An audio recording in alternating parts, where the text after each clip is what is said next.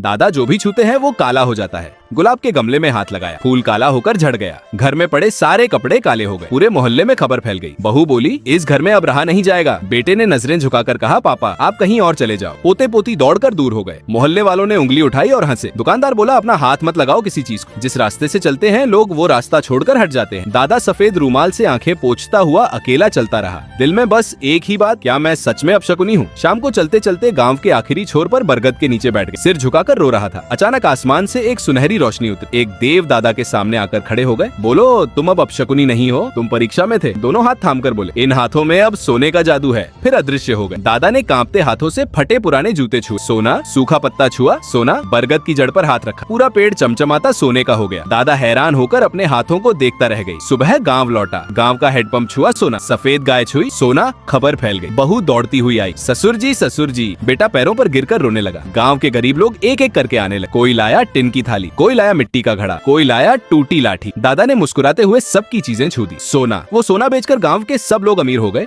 बेटे ने उस सोने से खरीदी चमचमाती लैम्बोर्गिनी और रोल्स रॉयस। पूरे गांव में खुशियों की बाढ़ आ गई। लेकिन उस रात दादा राजमहल के कमरे में अकेले बैठकर रूमाल से आंखें पोंछ रहे थे, क्योंकि किसी ने एक भी लाइक नहीं दिया, किसी ने सब्सक्राइब नहीं किया।